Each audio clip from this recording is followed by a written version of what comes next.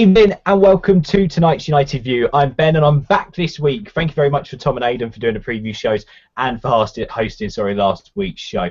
Brilliant stuff. Now tonight we have had a few dropouts. Unfortunately, Melvin, Aidan and also Sarah can't be on the show tonight. However, we have got two brilliant, well actually we've got loads of brilliant guests. Sati's going to be joining us later on. Matt's going to be joining us later on. We've got Scott as well, who's a newcomer. He'll be joining us. Barry will be on in a bit as well to chip in, but the man who we love to call Steve, because that's his name, is on the show this evening. Steve, how you doing, mate? Yeah, I'm doing amazing, mate, yeah. Are you being sarcastic with me? Fucking very, yeah. Well, that's kind of the pitch for tonight's show. We've laid the marker. Either way, we have got a very huge competition we're going to announce in about 10 minutes time after we finish off the first bit, so stick with us. We announce the competition and then after that we've got some more huge news as well, so stick with us throughout the show. But for now we'll focus on the West Brom game. We're pleased to announce another newcomer to United View. He is an Old Trafford regular. Mike, how are you doing, mate? Yeah, very good, thank you. Yeah, your viewers have got some great guests tonight. I've just been listening to the banter for the last 10 minutes. It's going to be a lot of fun, I'm sure. Well, thank you for coming on as well. I'm sure you can contribute.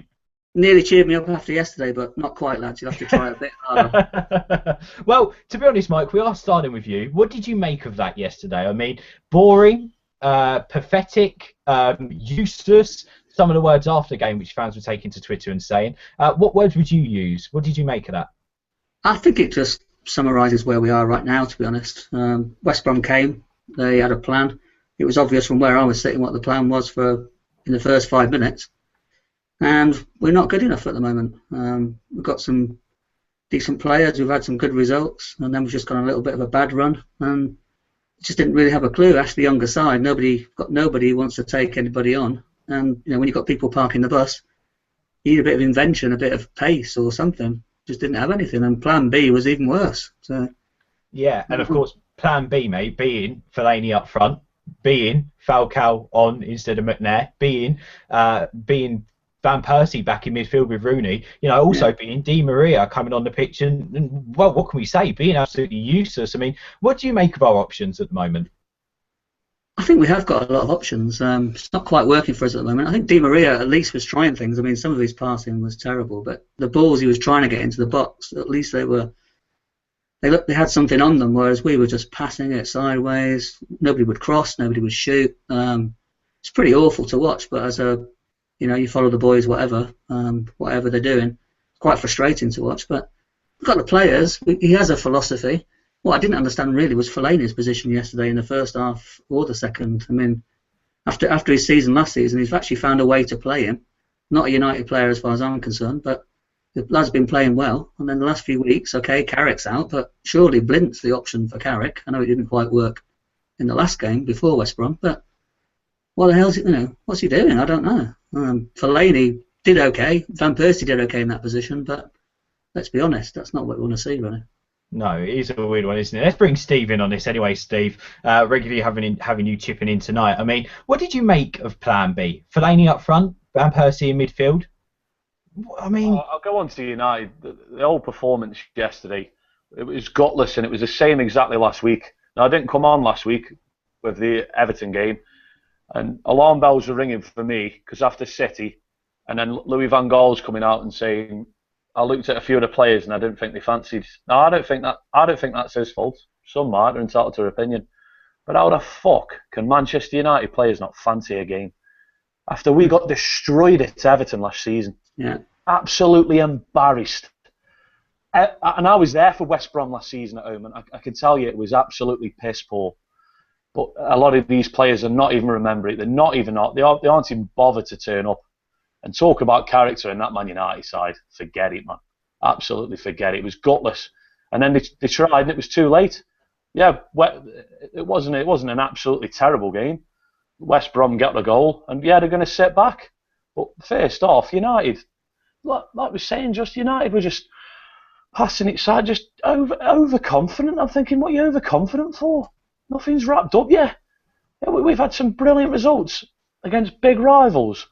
And then even the Chelsea game we come on, we're saying, what a performance. Now let's kick on. They go to Everton. Oh my days. Everton have been rubbish for most of the season. No, it's always a tough place, Everton. The Scousers are going to hate us. And I honestly thought we'd have Everton, because that performance that we put there last season, yeah, it might be a positive because it got rid of David Moyes out of his job. You can't forget that. United probably even worse last week. And then that against West Brom yesterday. To say gutless, too many got short memories because they were absolutely shocking last season. And like I say, I didn't think United looked up for it, and I think that's terrible, absolutely terrible. Like I say, there's no character on that. Again, I agree with Dee. I always watch the previews, and Joey has a point when he says Di Maria should be in the middle somewhere. And I've been saying for ages, put Di Maria in a free role. He comes on for half an hour and expecting something. Yeah, his crosses in with wasteful, appalling somehow, but you can't stick up for him. But when he cuts in, he's hitting shots. They're dangerous. It's more than anyone else is doing. Do you know what I mean? We can't just keep saying Di Maria, let's blame him, Falcao, RVP. You know what I mean? A lot of these players are going to have to start stepping up, or United are going to blow it. United are going to blow it. I mean, Pasha said that United's biggest threat to top four are ourselves. And watching it yesterday, I mean, we can't disagree, can we? I mean, Mike, it's weird. We sat here throughout my life, fair enough, I'm 20 years old. And I'm sure if Barry was here, he could probably elaborate more on it. But in my lifetime, all I've ever heard are players playing for that crest on their shirt, proud to pull on the United shirt. To watch such gutless performances, as Steve said, to watch the performance like Everton, performance against Chelsea, performance, and to hear Van Gaal come out and say the team weren't up for it. It's not good enough, is it? But then, who do we look at blaming? The players or the manager? Where do we look for the faults? I think Steve made a great point. It was gutless, but it was also like they were overconfident at some point. You compare the game to last season against West Brom, they actually did quite well against us. They played quite decently to win 2-1. Yesterday, they didn't have to do anything. They just had 2 banks of 5 probably, at some point, and they just waited for us to give them the ball or have an attempt on goal eventually. I don't know, mate. I don't think you can blame Van Gaal particularly, certainly for the tactics, but he's got some of these players that were pretty poor last season playing a bit better. So you can't blame him for that motivation, I don't think. I think Steve hit the nail on the head that it was gutless, and West Brom did nothing for about 30 minutes, so they were probably overconfident. Yeah, and I mean, Steve, people who are, once again, fair enough, 3 defeats in a row, we haven't witnessed this for a long time, but calling Louis van Gaal's head, that's very, very wrong, isn't it? Yeah, by the way, Steve said to me before we had this last time, we're sorry, but I was going to say, and they were going after him after a Swansea defeat, and then we were coming on here, we were beating City, beating Liverpool, and they were tossing him off. And then now there's 3 defeats. Yeah, the 3 defeats is poor. United are in a position that if you'd have asked me at the start of the season after seeing that shit performance against Swansea on the opening day with an old David Moyes squad, I'd have taken this. I'd have bit your hand off for this. But United need to change. There's got to be some characters in there. And anyone calling for Louis van Gaal, I use words like brainless, don't know the game. I could go on all day, but there's guys on here waiting to speak, and yeah, like I say, I'm not having that, man. That's the thing, right? Why do we keep blaming the managers and leaving the players out? The manager was poor last season. I'll give you that. David Moyes made some terrible, terrible gaffes, but them players were a disgrace last season. Minus David De Gea, I felt that the rest of the outfield were an absolute disgrace how they performed last year. Probably minus Giggsy.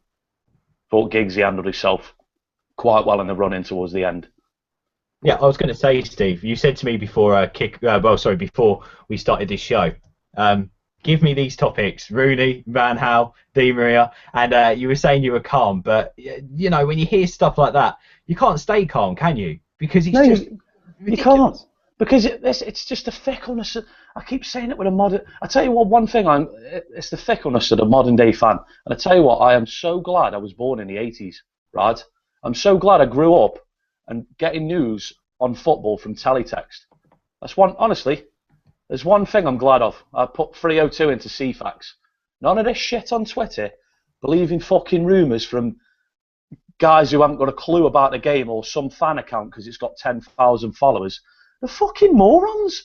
They don't even go to games, most of them, and people are just retweeting them, favouriting them. Mate, we cannot get rid of this manager. If Louis van Gaal and if Manchester United bottle this, it will be absolutely catastrophic. That will be certain. But you cannot just keep going after managers. Players are getting away with murder. I said it early in the season, and I said it last season. You can't just keep going after managers. Manchester United can and should not do that. Yeah, no. They had to make that choice last year. You go back into, I think, the 60s or 70s. Hopefully, Barry backs me up. Guy called after Busby, Wolf McGuinness. They chased him out of town, and David Moyes was ours. Every club has one of them managers. You just think, ooh, we've got to get rid of him. He's gash. But Louis van Gaal's not that. He's not that. Do you think Louis van Gaal was happy with that performance yesterday? Well, let's go on it, because this guy's won titles all around the world. I personally, do you think he wants to put Marouane Fellaini up top? He did that for a reason. I've been saying for fucking months the service is a joke, and now he's put Rooney and Van Persie in there to get some sort of service, and all the goals have got to come from midfield. There just wasn't that. That's the only thing he had. Because they weren't doing it. How can you not look forward in a game? Try and take someone on, see that pass and make it. If it doesn't go, you get back on, you do it again. This is Manchester United.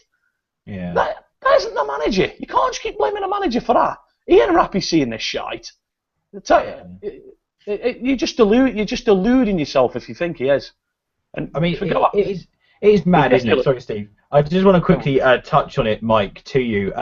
Yesterday, in terms of our performance, the way we played, the sideways passing, of course, there wasn't much going forward. But people saying, oh, our midfield's playing poorly. People saying our strikers are playing poorly. I mean, poorly. Who do we look at? What positions do we look at as to why this goal drought is happening? Because we're playing our best players up front in terms of at the moment the players on form are Mata, Young, and well, you could say we threw RVP in the other day, but he's no slouch. And then in terms of midfield, we've got Rooney, he's creative. We've got Herrera, and we've also got Fellaini, who's a big lump. I mean, where do we look at? Is it the service or is it the runs? Is it the forward play? Yeah, I mean, just to go back on something Steve said as well, the best tweets for me yesterday were about the defence and McNair, for example. I mean, they didn't have anything to do. I mean, what the problem for me is that, like we said earlier, there's no invention. We've got the possession, that's fantastic, and it'll pay off in the end. But you need somebody up front. But, when you get that ball forward, Mata did it once or twice, but only Ashley Young's really prepared to take people on or play a quick pass. There was a couple of moves during the game, certainly second half when the pressure was on after the West Brom goal, where they actually start to move the ball a bit quicker. And when you're up against a 4 and a 5, I mean, that's what you've got to do. Or you've got to have someone like Januzaj, maybe, not in the greatest form, but somebody of that ilk who can actually, get his head up, so take the player on. And, Valencia used to do it, didn't he? First couple of seasons. Brilliant. Now, don't know what we've done to him. We've given him an injection of something, I don't know. But it's just not, we need, I completely agree with what Steve said. I'm going to be blowing smoke up his arse all night, but quietly in a minute. But I completely agree with what he said. It's all gutless. It's like we're in fourth, but it's not guaranteed. We actually had a chance of going for second. Now, I'm thinking we could blow this. But for me, you've got to put the art and the effort in. Not when you go one down. You've got to do it from the beginning. We're Manchester United. They should be coming here shitting themselves, not just lining up with Darren Fletcher, Marshall, and everything. Yeah, I mean, crazy. Overall, Mike, I mean, what else is there to say about that performance? Is there anything else? What's your overall review of the game? Must do better against Palace? Well, my overall review of the game is that was actually the worst performance I've seen all season. Everton did us, but we were away from home. We had a lot of possession. We gave away a few counter-attack goals. That was the worst performance of the season for me because, like Steve said, where was the passion? Where was the heart? Well, what we need to do is get people playing again. I'd rather see them lose 1-0 and be bombing forward. I don't mean hopelessly, but putting some effort in, man. Take some chances. And the crowd have got a responsibility as well. We fucking boo for any reason possible at the moment. I fucking hate it. I spend most of the game saying, you stop booing your own fucking players. It just doesn't make any sense to me. If the lads are trying, they're trying. You see what the banners that were up the other day from Newcastle. We don't expect our team to win. We expect our team to try. Well, we want both, but that's because they're Newcastle and we're Man United. Yeah, no, spot on. And Mike, top 4, is it going to happen? Are you still confident? I've not been confident all season, mate. He's not beaten Moyes' points record yet. He's still 2 points behind. I think we're on the right track, but the reality is the rest of the league has gone backwards. It's only Chelsea that are standing out. I think we might squeak it. Yeah, I mean Palace and Hull away got a fancy 4 points there at least. I think Arsenal. Well, if they turn up, which is debatable, but if they do turn up, I'm seriously worried about performances like that. But we'll probably lift our game against them. Against West Brom, we're appalling. Yeah, well, it's certainly squeaky bum time, isn't it? Definitely, another one. We don't do anything easy. No, we don't do. We're Man United. Thank you very much, Mike. Well, Mike, thanks for having me. Thanks to the guys as well. No problem, mate. Online, a brilliant review from Mike there. Fresh from the Stretford end, fresh from Old Trafford as well at the weekend. I mean, we've got to say a massive hello as well right now. Barry's with us. Barry, how are you doing, mate? Hello, Ben, and hello, guys. Sorry for joining you late. Bit of a problem, as usual, down here in Africa. I don't want to repeat stuff that has probably already been said, but all I can say is, from what I can gather, Man United were as bad in Johannesburg as they were in Manchester and the rest of the world. I tell you what, Barry, we certainly were. Should we punch on anyway? Barry and Steve will be getting involved in topics during the show this evening, and of course it is time to move on now to another guest. Thank you very much to Mike, and of course Steve will have more of his say as well in just a moment's time. Let's move on. The United man Sati is with us. Sati, how are you doing, my friend? I'm doing. I could be doing a lot better after that result. Yeah. Yeah, you and me both. Now, before we come on to you, Sati, some exciting news which United View can reveal tonight, and I can tell you all, we do have a huge competition hitting the channel tonight, right now. I'll give you the full question and all the details at the end of tonight's show, along with another huge announcement we've got.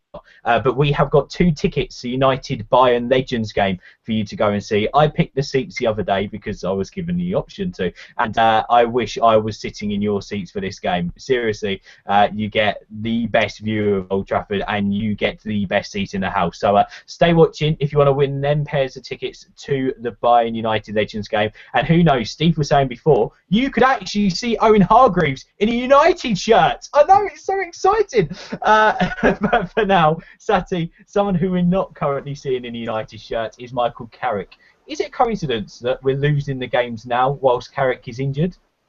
Yeah, Carrick is a big part of what we've been doing for the last couple of games when we played at Tottenham, City, Liverpool, them kind of games. But I don't think it's entirely down to him, because looking at the players yesterday, I thought the players were just, passing it sideways. Whether that's the Louis van Gaal's mentality on the players, to put it towards them to pass sideways or doing something different, it's just not working out. And when Carrick's there, you always see, his first thought is getting it forward. And that's why everyone's been praising him so much, because whenever he's been playing it forward, he's been scoring. Fellaini's even been getting on the score sheet, which is saying something from Carrick's perspective. And he just controls and dictates every opposition that we have. He dissects them apart, and it's wonderful to watch when he's got the ball at his feet and he'll spray a pass to Ashley Young, Mata, Di Maria, whoever it may be. He just loves passing the ball diagonal, and it's quality to watch. Even when he's passing it forward, we always create a chance from it. And that's something we're lacking, because when you see Herrera is a creative centre midfielder. He's not a defensive midfielder, and when he was put there yesterday, he looked lost. Yes, he comes back and gets the ball deep, which is fair enough. Yeah, that's what a defensive midfielder comes and does.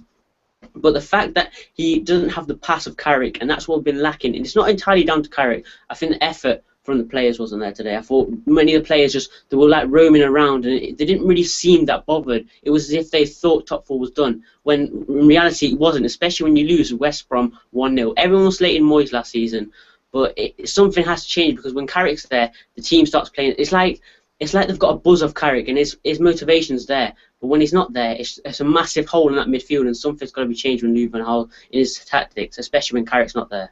Yeah, I mean, Barry, we'll come over to you, mate. It is mad, this sideways passing. I mean, we just get the ball and we know where it's going to go. It's going to go 3 yards to your right or to your left, isn't it? I mean, What's your take on the football at the moment? Well, one could see within a couple of minutes of the game starting, the ball was going sideways. And I think the absence of Carrick, what it does is it creates a lack of balance in the entire team, because we have Herrera, who was correctly mentioned, is far better playing at forward midfield, or we have him playing at the sort of back of the midfield, diamond or midfield forward, if you want to call it. We have Rooney having to drop back into midfield. And in fact, as the game went on, we looked more and more unbalanced. Rooney and Van Persie playing in midfield. Now, I mean, these are two world-class strikers who are playing in midfield.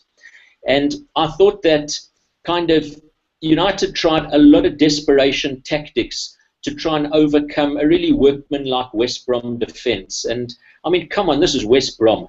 We've beaten the likes of City, Spurs and Liverpool. West Brom at home should be there for the taking. And we really looked like a team without a plan. Long balls to, I mean, a bunch of really big physical guys. And I thought that United should have played a lot more of the ball on the ground and through the middle. And it just wasn't happening. The urgency came in the last 10 minutes, and that urgency should have been there from the get-go. And a team like West Brom, United should put them to the sword in the opening quarter of the game, so that you don't get this kind of desperation as the game goes on. And I guess we're going to have to be used to opposition parking the bus, particularly at Old Trafford. But there seemed to be no plan in terms of overcoming it. And if I may, seeing I'm on a rant, maybe a word for Paddy McNair. I mean, I realise he's an inexperienced lad, but he gave away the free kick from which they scored. Yes, a very, very lucky deflection. He missed a gaping open goal. And I think it just further exemplifies the need for some more defenders. But I think we're a bit short in this game. We were short in three departments: defence, midfield and attack. Otherwise, we looked pretty good.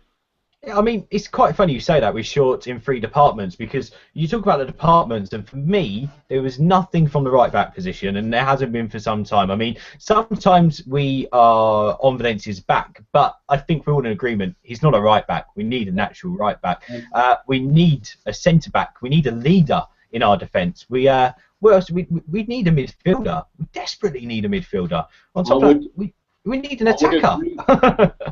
I would agree wholeheartedly with you. In fact, the majority of our attacking play goes down the left flank, where, yes, Ashley Young has been good.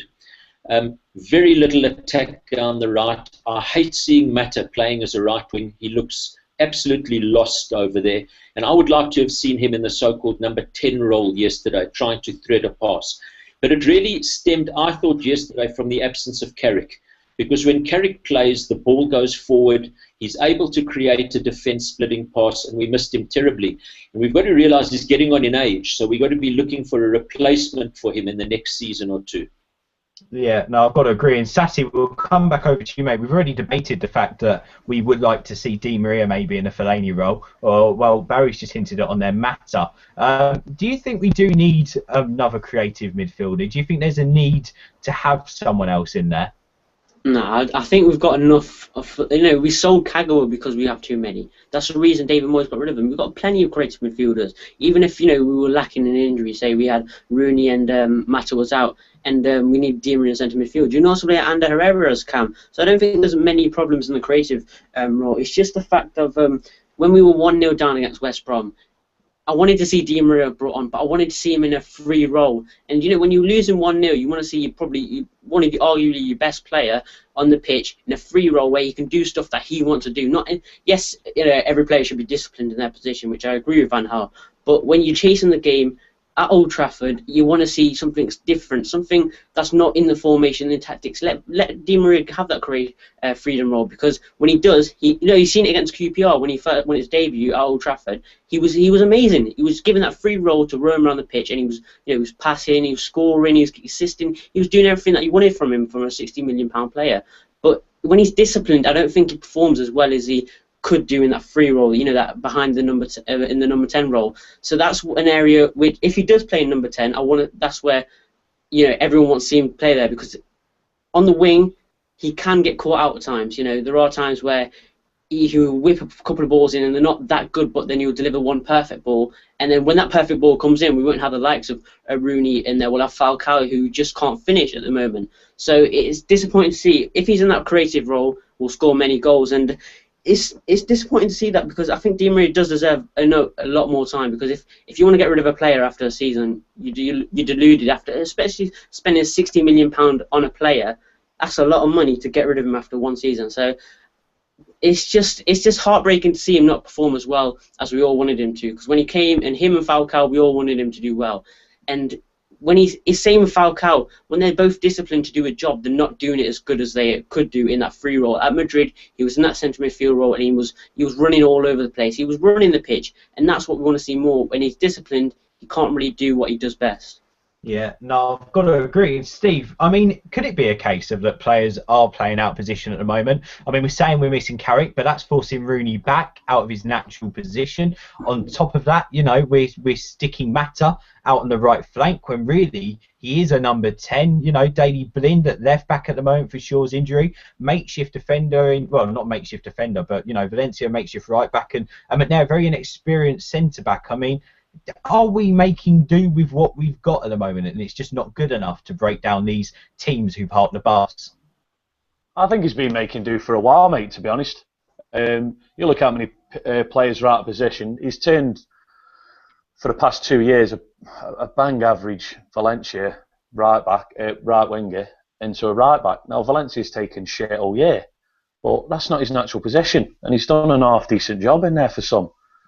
And you're putting Rooney back in midfield. Now, fans for years have been telling me that's Rooney's future position. I'm thinking, are you mad? And you put him in there, there's no chance.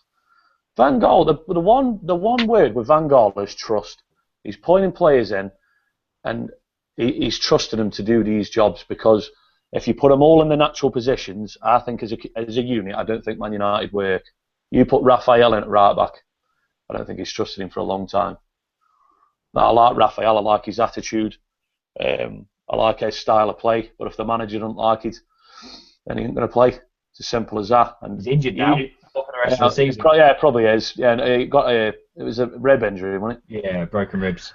And that's the thing. I think Van Gaal, we forget, he come in late last year and he had to make quick changes. This isn't a Van Gaal side that he's created. He's having to make do with a lot of players that.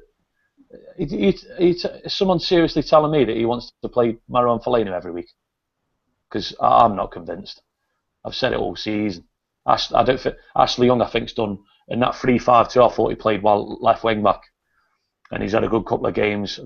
Sati, I thought he was exceptional, but he hasn't kicked on. It's just the same old story with the same old players, and like I say, it just comes down to trust. Louis Van Gaal will be judged on play. He'll, like I say with Fellaini, do you think he wants to play Marouane Fellaini? Has he bought a player like that in all the other sides he's created? I don't think he's lumbered with him. He's getting the best out of him what he can do, and Fellaini's done an half decent job on some of the games. I've actually been saying bring Fellaini on because we've been playing that crap. Lump it up to him. And that's what we were having to do on Saturday. So some of these fans, mate, just think we can play these players in these fucking positions that they have on FIFA, like cam and defensive mid. I tell you what, mate, football's a simple game complicated by idiots. Yeah, no, I've got to agree. And to be honest, I was just about to say, I mean, you know, it's not that easy. It's like the transfer window. Everyone thinks that we can make a £60 million bid and we get a player. It's not that easy. No, it's not. It's got to be, if they want to move, let's talk about Gareth Bale.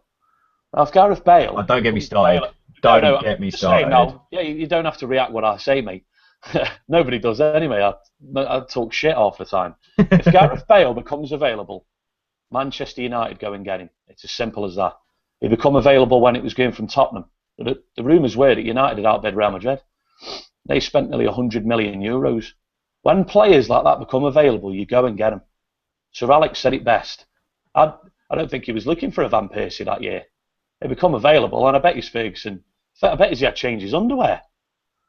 I bet he'd come in his pants when Van Persie was available. Right? And he thought he meant he shat himself. No, not that. He probably did. He was getting on a bit.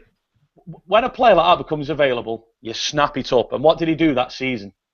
It wasn't Wayne Rooney the main man that season, was it, boys? No. Sir Alex knew. You bring in Van Persie. You keep Van Persie doesn't even have to train a week. Them days have gone with footballers now. You get him on a right regime. You do this to him. and he was exceptional. He is an exceptional player, and you know what I mean. Like I say, these sort of players that, and then you hear fans going, "I wouldn't pay that," like it's coming out of your pocket. You know what I mean? How much money have we put into this club over the years? And United, Ferguson could get away with it because he was a genius. Yeah. He didn't have to go out and spend 50, 60 million on a player. But we haven't got Sir Alex now. We have to go out and do what the big clubs do, and that's go out and sign huge players for huge fees. You can't do it on the cheap. And then now some wanting Cleverly back because he scores a goal for fucking Villa on Match of the Day. Sick to death of it, man. Give this guy a chance to build his side. And I tell you what, if it's shit in 2 years, then you won't need to convince me that Louis van Gaal will be out. Nanny's in team of the week this week. Let's get him back. Yeah. Let's leave it on that note. Let's leave it on that. We'll hear more from Steve later on. Sati, 100 million for Bale sounds about right, doesn't it? I'll take Bale any day of the week. Literally, when you've got Ashley Young, Ashley Young has a couple of good games and then he'll go missing. Like Steve said, at City he was amazing. He was crossing balls in like you never seen him do before. He's like Nani. He has a couple of good games and then he'll go missing for the rest of the season or for about a month. And then he'll show up for 2 games against Hull and probably Arsenal. And then he'll have, another month's bad games. That's what I hate about young and players like that. They just, they'll turn up. And with Di Maria, I think he's different because he's on a bad run of form. I like Di Maria. That's why I'm defending him because I think he deserves another chance at United. Definitely, when you spend that amount of money. But these fans that are complaining about, Van Gaal and saying he deserves to go out, when we were losing, playing really bad and we're getting results, fans, everyone had criticised him because, performances weren't good, but we were sneaking results. Now the fans want the results, but not the performances. It's that kind of mentality that I don't like because when we were getting the results, everyone was complaining about the performances. Now everyone's complaining about the results, not the performances. So, the thing that I hate is when the team's part of the bus. Because when we're parking the bus, fair enough, for Manchester United, teams are going to do that against us. Because we've got so many good players, they're going to park the bus and they'll counter us. But we've got to find another way around it. And another way around it, there's many ways around it. Because when the teams are just sitting back, they'll just let us have the possession. And it shows stats mean nothing in football. Stats are absolutely worth it. At the end of the day, the only stat that matters is the top one. And it's the scoreline. That's all that matters for me. And yes, you can have 80% possession. Like West Brom did it. They got 20% possession and they won the game. It just shows stats are worth nothing in the game. So for me, Sati, just quickly on your part of the bus thing, because I just want to quickly pitch in. I don't usually do this, but just because I want to. I'm sick to death of hearing people going, Chelsea are boring, West Brom are boring, this team are boring, they park the bus. If you can beat a team by standing in behind or in front of the ball, do it. I don't care. Next season, we could go to Stamford Bridge and park the bus and come away with 3 points. I'll be happy. Fair enough, not every week, but if you see a weakness in the team and you have to sit back and you have to park the bus like West Brom did and you get the luck, mate, we've just made West Brom's season. I mean, you cannot argue with it. We didn't do enough to break them down, and I've got to, and I'm not saying you're saying that anything different, Sassy. I'm just saying my view. Like in terms of people turning around and saying West Brom came, parked the bus and were boring. Fair play to them. Got the 3 points, didn't they? What did we do? We weren't good enough to break them down, and that is the bottom line. And that's what I agree with when you say, Joey says, Steve says, let's try Di Maria in a different role. Why are we playing Fellaini? If we're going to play Fellaini, let's just start him up top. Let's do something else. I mean, overall, Sati, are you still confident going into the next few games? Do you still feel we could beat Palace away? Oh, Sati? I think Sati got so into my rant, he disappeared. This is what happens, Barry, when I go on a rant. People go. They just disappear. They've gone. Let's bring that question over to you, Barry. Are you still confident of Palace away? Are you still confident of the top four? I am confident of the top four. I think we will finish in the top four. We've made it difficult for ourselves, as we usually do. And just expanding on a couple of things that the other lads have said. My biggest question is, what has happened to the team that won 6 on the spin? Suddenly they've reverted to that old boring sideways football. The only thing I can think of has been the Carrick factor, which we've spoken about. My thoughts on Di Maria differ from some of the others. I think that I sincerely hope he still is around next season. He's a world-class player and he must be given a chance. but his current form is so abysmal that I cannot justify having him starting in the team at all. His distribution yesterday was absolutely atrocious. He gave the ball away every time he got it. His crosses were pathetic. Yes, he had one terrific shot. Had it gone in, I wouldn't be having these comments now. But to me, it doesn't justify a place in the team. But the biggest problem is we've got too many square pegs in round holes. And as has been alluded to previously by Steve, with whom I agree, this is not Van Gaal's team, and I think we'll see probably 5 new signings when the window opens. Hopefully, fingers crossed we need them. Sati, you're back with us. Sorry, I didn't mean for my rant to force you off, mate. That's what happened when I had my say. I should just stick to hosting, shouldn't I? Just quickly, mate, because we've got to move on now. Still confident in top 4? Still confident for Palace to win? Win against Palace? I'm not confident now, especially with what other teams have done. They'll counter us, and Palace have got the pace with Zaha and punching, so I'm not confident. But I think we might just scrape it. Yeah, definitely. Fingers crossed. We've all got to keep supporting. The United Man _MU is where you can go and find more from Sati. Thank you very much for coming on, mate. Look forward to hearing from you again soon. Yeah, Matt, it's a pleasure. let's come over to you. Fresh from his full-time Devils debut. We've got royalty on the show tonight, everybody. Someone who knows what they're talking about. How are you doing, mate? I'm alright, I wouldn't go that far though. Well, we're going to talk about the run-in with you. We just hit on it with Sati. Palace away next. 3 defeats on the bounce. What would that do to our confidence? Not great. I'd just like to raise a question that hasn't really been touched on. Where I've been thinking we've got these games that we've had, the wins against Liverpool, City, those big matches, those 6 games that we got results in. I question whether the players have sort of taken their foot off the gas and thought, oh no, we've got those results in the games that mattered. Yeah, we missed out in the Chelsea game. But then in the other performances that we've seen, it looks like they've just sort of decided, oh well, we've done what we needed to do. We got the results in the big games, and it's been showing that we've been punished for it. And I'm really afraid of the fact that we could slip up and screw ourselves over, because we've got Liverpool breathing down our necks now, and the last thing we want is for them to come and just turn us over. And so it's difficult, isn't it? I think Palace away has got the potential of being a really difficult game. All along I've been saying that I think Palace is going to be a tough match. I thought Everton was going to be a tough match, and it was. And I think if Hull are going to be in a relegation battle, which it looks like it, then that's going to be a difficult game as well. Yeah, no, I've got to agree. And Steve, I mean, Adam Pardew has done wonders, hasn't he, to Palace this season since he's gone there. They've got fight. They know how to play at home as well. They know how to turn on the heat at home. I mean, even when City beat them, didn't they? I mean, did City beat them? Yeah, I'm sure City beat them at home. But even when they played against City, I remember watching the game and seeing, I think they lost, but they still had the fight. I mean, what do you make of it this week? It's going to be a dodgy one this weekend, well, next weekend, isn't it? Yeah, Palace isn't a given. You look at the fans they got down there, they get behind the side. It's a tough little ground go. And if United perform like they did against West Brom at Everton, I mean, we'll be saying the day before the game, oh, the usuals will be out, oh, we'll stuff these 2-3-0. It ain't going to happen. United need a kick up the fucking arse at Carrington this week. And obviously, I'm a lot more confident Louis van Gaal's going to do it than we had David Moyes. But I still think United will scrape 4th. Liverpool are open. We've got to lose all their games. They've got Chelsea next week. And I think it's just a shame that we're going to scrape into it. And 4th is one of them that, to be honest, I'm never a big fan of that qualifying game. Because if you look at some of the teams you can get, still have nightmares about 13 years ago. Anyone remember who we had? Finished 3rd. Go on, Barry. Who did we have? When we finished 3rd to qualify. Yeah, in the Champions League 13 years ago. It's like Manchester United mastermind this. We lost 1-0 away and won 5-0 at home. Yeah, we did. What was the side? Eastern European team. Yeah, they were. They were Hungarian champions. Zala Azagreg or whatever the name was. Honestly, right. That's a pastry shop. No,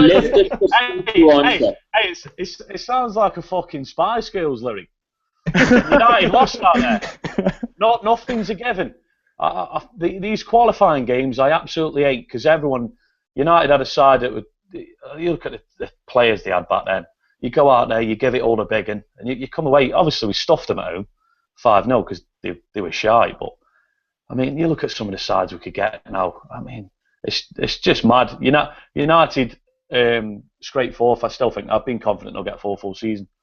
Even when they were playing rubbish, but it's just one of them that United, if they're going to have that qualifying game now because they're not getting second or third, United's business has got to be done sharpish, and United are going to have to hit the ground running straight off from that game. Because if United get put out, I wouldn't say they've worked harder this year. I'll give them that. It's been a roller coaster year, and if United throw it a fucking way, either now or they get to the qualifying of the Champions League and throw it away, it's a disaster. Because if United are waiting for the business after that game, and United are out of the Champions League, I know we signed players last year, but you could get away with calling it a blip next season. Yeah. Or a blip, It's tight, isn't it? It's going to be tight. As I say, squeaky bum time is in. I've got to say, they did beat City at home, didn't they, Palace? Matthews just sent a message saying it. I can't remember who it's against. It's one of the top 4 teams. They lost narrowly, but they really did push up. I can't remember what the game was anyway, but Palace, we know they can play at home. Barry, we'll come over to you quickly. I mean, Steve just did say right at the start there, I mean, he was saying about Van Gaal giving them a kick up the arse at Carrington this week. Do you think Van Gaal is the type of man to give them a kick when it's needed? I hope so.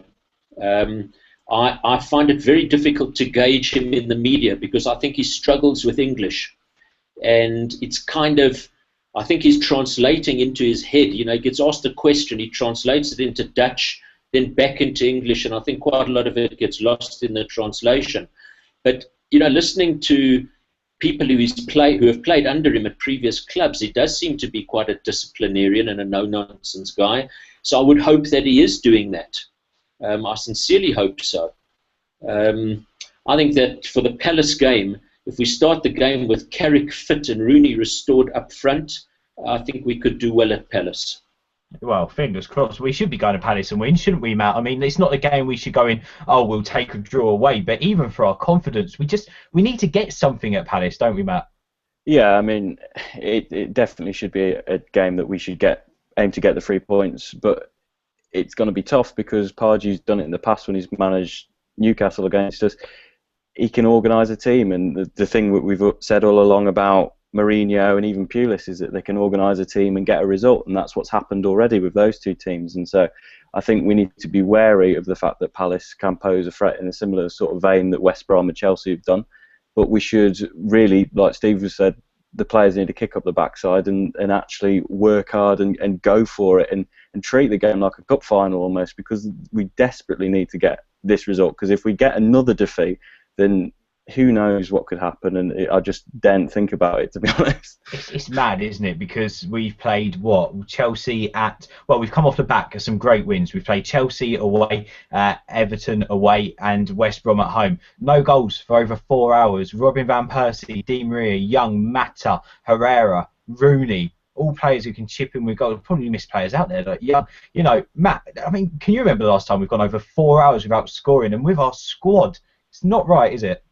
No, I can't remember, to be honest. And I think I got slated the other day because I actually wanted Di Maria to start. I also wanted Falcao to start as well, just because they can't do too much in like the 30 minutes, 15 minutes that they're given to come on in the games. And I think they need to be put into maybe a slightly different position. And it's already been touched on with Di Maria. Sorry, we need to put him in more of a free role in the centre so that he can pull off those shots that, I mean, you saw his very first goal for Man United.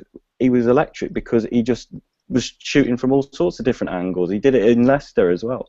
And since we've been bringing him on as a substitute, we're just shoving him out on the wing, expecting him to put in a cross. And for me, the biggest issue I've had with him is that his crosses aren't that consistent. Yes, he's our most like top of the assists for us, but I think I'd like to see him more in a central role and being able to just attack the goal and just.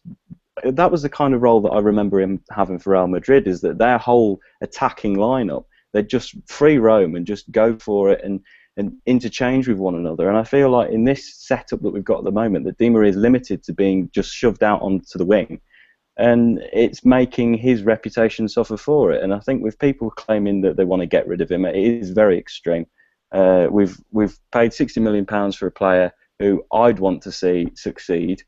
And he's not going to be able to do that if he's just being shoved on for 20 minutes at the end of a game when we're desperate to try and get a result. Yeah, I still think he should have started against West Brom. I don't know what. I just have a feeling, it would have just given him more confidence, putting him on when we're losing, when the team are at their lowest, especially conceding against West Brom from a dodgy free kick. I mean, it's not It just nice. puts more pressure on him. Yeah, no, exactly. I've got to agree. Matt, in terms of top four, you're still confident. You're still confident with this running coming up. I'm quietly confident. I mean, I'd like to see what we get against Palace. If we win against Palace, then yes, I'm confident. I'm more confident about the Arsenal game than I am the whole game, actually. But I think we will do it. But it's a shame that we're scraping into the top four instead of hitting third or second like we thought we were a couple of weeks ago. Yeah, I've got to agree. Matt, thank you for coming on, mate. Thank you for taking time out. Matt Burgess21 on Twitter. We're putting links up and stuff. Make sure you guys subscribe to Matt's channel as well. And you'll see him on other channels too. Massive Red, always about on the YouTube shows. Right, let's get another new panellist on, shall we? Scott Partridge is with us. It's his first show, and we hope he lives up to the second name, Mr. Partridge. Scott, how you doing, mate? I'm good. Thanks very much for having me. No problem at all, Nate. You've got a big smile on your face, but after that performance the other day, we can't really be that smiley, can we? I mean, we've spoken about players tonight and we've criticised a few people, but what did you make of the likes of Di Maria, Falcao, and even Rooney the other day? Well, I'm going to stay with Di Maria to start with. A lot of the guys have said most of the points that I want to say as well. I think what we've got to realise with Di Maria is I think he's more of a confidence player. I think you can see that he's lacking massively in confidence, and he is looking across to people, sort of wondering what he needs to do to sort of make them get onto the end of the balls that he's putting in. The talent that he had round him at Real Madrid is far superior to what he's got here at United, and I think it's something that we will address in the summer. I think the free role is something that I totally agree with, but what we've got to realise with Di Maria as well, he's not played 90 minutes for nearly 11 weeks now. He's not started a game for 8 weeks. So to expect miracles from him, I think, is a little bit unfair. Touching on Falcao, I think it's the same sort of thing. People expect the world from him because he was a world-class striker. He was rushed back by Monaco to try and get him on the market, and he was rushed back for the World Cup as well. And I don't think that's done him any favours whatsoever. And I think people need to address that he needs a pre-season to really get himself back fit, because I still don't think he's fully fit. Whether he works out at United or he doesn't, I love the bloke and I would love him to stay. But, that's neither here nor there, and I think he'll go somewhere next season. He'll get a pre-season. He'll probably bang 25 goals in for someone, and I just hope it's not somebody in the Premier League. Touching on Rooney, I mean, it's a very sensitive subject for a lot of people, and I think it's one that I'm probably going to get a lot of flack for. So thanks for giving it as my first subject on the show. I appreciate that. But for me, Rooney is a striker. I think saying he's going to play in midfield because he bangs a 60-yard pass every now and then, you need a lot more than that to be a United midfielder. Herrera is someone I believe is a United midfielder, but we're wasting him when we play him as a number 6. He needs to be linking up with Mata, and I think the main issue that we've had over the last week or two really is when Carrick's not in the team, Herrera's dropped back, and we've lost the triangles. The triangles was what were tearing teams apart. We had Herrera, Mata, and Valencia working well. We had Fellaini, Young, and Blint playing well, and Carrick was the glue that held everything in place. And I think now everything is just too compact. Mata's dropping away from where he needs to be to try and influence the game. Young's trying to influence the game, and they're all just converging on the same place. And it's very easy to blame players like Di Maria and Falcao for the talent that they should have. I think what you've got to look at generally is the team as a whole before you start even questioning individual players like Di Maria and Falcao. The team as a whole, we look completely disjointed on Saturday, and it's something that needs to be addressed, which I think it will be addressed as well. But in terms of Di Maria, Falcao, I want them both to stay, and I want them to both have a pre-season. I know Di Maria will have Copa America, but I want them to both have a pre-season. I think next year you'll see the best of both of them if we keep them. Well, fingers crossed. And from what you said then, Scott, you've touched on what we were saying earlier on a little bit. Do you think it is a bit of players playing in the wrong position affecting us at the moment? I think it really is. I think really what we should realistically do is have Di Maria in the centre where Fellaini's playing. I want to keep Young and Mata because I think they do provide width and they do link up well, but we need Whether it's in the summer, we need someone that plays the Carrick role that can replace Carrick when he isn't fit. I'd love Blint to do it, but I'm not sure he's there yet, and I do like him at left back. But I think we should play Di Maria in the free role where Fellaini plays, who gets a lot of freedom, and I think you'll see the best of him. But I think in terms of it all, it is literally, I think, the linchpin of Carrick holding everyone together and letting everyone play in their natural positions. Rooney leading the line, making space for everyone in the middle for Mata and Young to come in. And I think if you have Di Maria just roaming around causing havoc, then you'll see the best of everyone. I'm really confused. Sorry, Scott. I've just some tweets. An interview with Louis van Gaal. Just some quotes have been posted online. And talking about, and I suppose this goes on lost in translation, Barry. Talking about Robin van Persie's penalty miss, and if he would continue as first choice penalty taker after that miss as well. We haven't even spoken about that yet. Van Gaal said no. He is now at the end of the road. It is always the same. Rooney has missed also, so when you miss, you're at the bottom again. Wow. I mean, Steve, what did you make of the Robin van Persie penalty miss? What did you make of him taking it? First game back, maybe Rooney? Yeah, it's first game back. Van Persie's the penalty taker. You know what I mean? People are saying it was a terrible penalty. He's hit it hard and low. But the only problem is we're losing the game and there was that much pressure on it. And he's the scapegoat. Rooney missed at Anfield again. Rooney never does anything at Anfield. But United won the game, so we got away with it. Again, I keep saying fine margins. I find it strange that Van Persie's off penalty duties. Because like you say, Rooney will probably miss the next one. And then who's got it after that again? Back to Van Persie. Calls for Mata. Yeah, but Rooney didn't give it to Mata at Anfield. He was on an hat-trick. Best game of his life for United shirt. And Rooney took it off him. So, again, yeah, very strange that. Very strange. I mean, Barry, it is a bit weird, isn't it? Because usually when you have a penalty taker, whether they miss the odd one or not, you stick with that penalty taker through thick and thin. And Rooney has been United's main penalty taker for probably until Robin van Persie came to the club. But whilst Robin was out, it's always Rooney's responsibility. He's got the captain armband on. His great goal-scoring record against West Brom. Would you like to have seen him step up and take that penalty? Well, in retrospect, possibly, but I don't have a problem with Van Persie having been given that penalty taker. Given that penalty, is the penalty taker. And, to say it's his first game back, the guy's been back in training. He's played for the under-21s. He's a world-class striker. I'm not sure what his strike rate is with penalties. He's missed penalties for us before. But, to kind of put him at the back of the pecking order after that, well, I don't know. That's a bit of a strange one from the manager. The problem was that it was a pressure penalty, and we will speak a lot about it because it could have changed the result. Rooney's penalty at Anfield didn't really change the result. It gave me quite a bit of spasm in my coronary arteries for the last 5 minutes of the game, but it wasn't game-changing. So I guess Van Persie was the nominated penalty taker. And, if the keeper saves it, the knee-jerk reaction is to say it wasn't a great penalty. It was a pretty good save. Not his best penalty that he's taken. It was at a decent height for the keeper. But it cost us dearly because I think had that gone in, we probably would have gone on and won the game. But, fine margins, as has been mentioned before. Very, very fine margins at that level.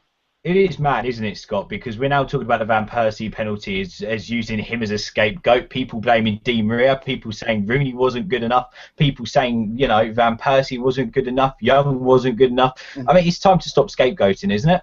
Absolutely. I mean, you got to look at the team, like I said before, and I think it's so easy. The way that Twitter works now, it's a very fickle nature. 3 weeks ago, Van Gaal was the Messiah. He was the king. And now everyone's calling for him to be out. So I think everyone needs a bit of patience. I think we knew this season was going to be a bit bumpy. I think everyone just needs to sort of calm down a little bit and just look at the team and realise there is deficiencies. There always were going to be deficiencies, and this summer, hopefully, they'll be addressed. Yeah, no, fingers crossed. Changes need to happen, though, Scott. Are you confident going into the Palace game? Would you change it up much? I think we. I hate to say it, but I think we do need to keep Fellaini in that. They are quite a physical team. Whether I'd play him up front, I don't think so. I would hopefully Carrick's fit, but if I would try and get Di Maria in somewhere, either for Young or Mata, I'm not sure which, but need to put Rooney up front, get Carrick in, get Herrera back playing as well in his favourite position, and I'd say yes, definitely.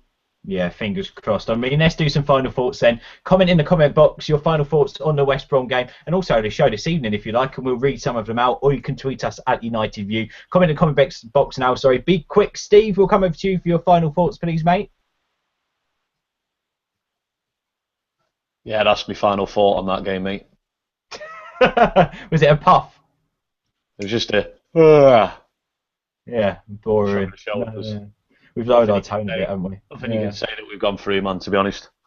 Barry, final thoughts from you? My final thoughts are, I think that an excellent point was made in terms of picking on scapegoats on social media. Social media is a reflection of society in which we live nowadays. Everybody wants instant gratification. And as soon as we get one bad result, we look to point fingers. And I think there's got to be a collective finger pointed at the team, not at one player. And I think when things aren't going well, the best euphemism to use is it's a period of transition. So we look at this as a period of transition for United. I'm looking very forward to next season and to some of these guys getting a pre-season under their belts. Whether they're all still going to be there remains to be seen. You know, for Falcao to be there for another season next season means we'd have to buy him. And £40 million for him, I think, is way excessive. So we'll have to wait and see. But we're a work in progress. I think we will finish fourth. And let's remember, we're all rabid United fans, and one shouldn't misconstrue criticism as disloyalty. We're all keen fans, and we all fight for a collective cause. Yeah, no, spot on. I've got to agree. And Scott, over to you, mate. What are your final thoughts after that? Now looking up and to Palace, surely. Yeah, absolutely. I think it's one of them games where we're very disappointed with the performance, the result, everything. But I think just pick ourselves up, move on to Palace, and just have a good week, really, of training and sort of preparing well for the game. Yeah, mate, I've got to agree. At Scott Trees, go and follow him. We'll put his details up online. And let's come over to the comment box. Feel free to keep commenting in with your final thoughts. Liam's final thought today: 2 wins, boys. We need 2 wins to secure top 4, and we won't get that unless we buck our ideas up, and get Carrick back. Carrick in now. Matthew Day says, still in 4th, still in our hands. Get behind the lads. Let's look forward. Bring on Palace. Hello to Pashu, who's been in the comment box as well. Paul B's there as well. Darren Mouse is in there as well. Or is that Darren Move 5? Like, I don't know. Bell's Left Foot is in there as well. Link Sink has been in there as well this evening. I've seen him out and about. Matt's been commenting, which is good to see. Jack Smith is in there. Cheddar's in there. Hello to everyone who has been commenting and getting involved with the show. And also, hello to Paul, who says, knee-jerk reactions abound. No considered opinions on Twitter, not in 140 characters. Anyway, that's all from tonight's show then from our West Brom review. You can go and catch these guys on Twitter and continue the debate. Thank you, Sati, Mike, Scott, Matt, and also Barry and Steve on the show. You can go and follow Barry at Doc United and Steve at SGCW7. I'm getting good at this now. 2 more announcements to make quickly. The competition for you to win Legends tickets will be online very shortly. Now, the reason why we're launching this competition is actually ahead of next season. The channel is completely changing. There will be a press release because it's all changing, and we are having to put out a press release because of different boundaries as well.